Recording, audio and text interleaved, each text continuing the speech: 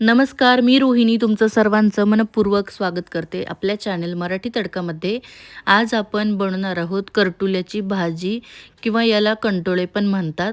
पावसाळ्यामध्ये अगदी 1 ते 2 महिन्यात मिळणारी भाजी चवीला खूप टेस्टी लागते आणि आपल्या हेल्थसाठी पण खूप फायदेशीर आहे. यामुळे आपल्या ब्लड शुगर लेवल जे आहे ते कंट्रोल व्हायला मदत होतं. त्यासोबत आपल्या डोळ्यासाठी, आपल्या लिव्हरसाठी खूप फायदेशीर आहे. तर ही भाजी खूप टेस्टी लागते. अगदी कमी साहित्यामध्ये, कमी मसाल्यामध्ये आपण ही बनवू शकतो. तर इथे मी पाव किलो करटुले घेतलेले आहेत. त्याला स्वच्छ धुवून अशा प्रकारे कापून घेतलेले आहे. यामध्ये जर जाड बिया असतील म्हणजे थोडेसे कडक बिया असतील तर त्या काढून टाकायच्या आणि अशा मऊ ज्या सॉफ्ट बिया असतात त्या घ्यायच्या.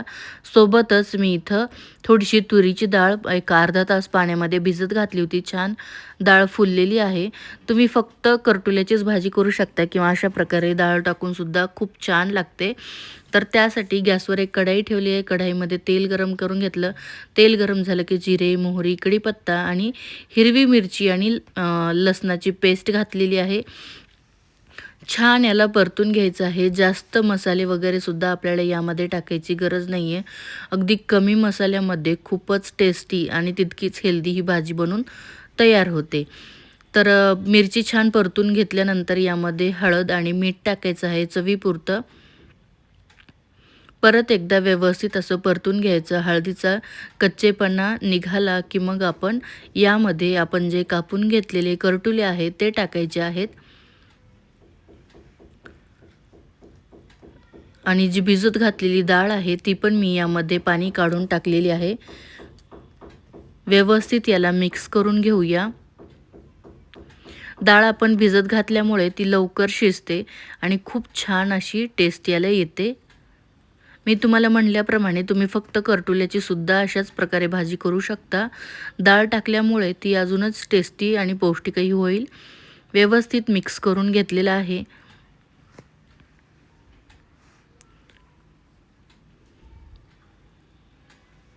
आता झाकण ठेवून यावर छान अशी एक वाफ काढून घेऊया. एक 3 ते 4 मिनिटानंतर तुम्ही बघू शकता मी झाकण काढलेलं आहे. बऱ्यापैकी भाजी आपली आता सॉफ्ट झालेली आहे. थोडंसं आपल्याला लागल तर पाणी यामध्ये टाकायचं आहे. बघू शकताय छान अशी वाफ याला आलेली आहे. तर आता मी थोडं पाणी यामध्ये ॲड करणार आहे, जेणेकरून शिजायला मदत होईल आणि थोडीशी सरबरीत आपल्याला ही भाजी बनवून तयार होईल. हार्डली अर्धी वाटी ते 1 वाटी आपल्याला इथं पाणी टाकायचं आहे. परत झाकण ठेवून आपल्याला एक 4 ते 5 मिनिटे याला शिजवून द्यायचं आहे. तर एक 4 ते 5 मिनिटं झालेले आहेत. तुम्ही बघू शकताय आपली भाजी मस्त अशी शिजलेली आहे. डाळ मी तुम्हाला काढून दाखवते. हे का करटुले तर छान मऊ शिजलेत, पण डाळ जी आहे ती पण अगदी मऊ शिजलेली आहे. तर आपली भाजी आता रेडी आहे. तुम्ही बघू शकताय. तर यामध्ये तुम्ही ही अशीच खाऊ शकता, पण मी थोडंसं दाण्याचं कूट टाकणार आहे. त्याने भाजी एकजीव होते आणि मस्त अशी चव याला येते.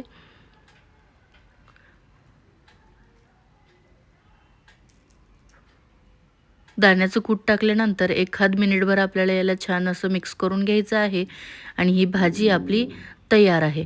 गरम-गरम भाकरीसोबत किंवा चपातीसोबत तुम्ही ही भाजी खाऊ शकता. पण स्पेशली भाकरीसोबत ही भाजी आणि सोबत ताक जर असेल तर अप्रतिम असं आपलं जेवण होऊन जाईल. तर नक्कीच ट्राय करा.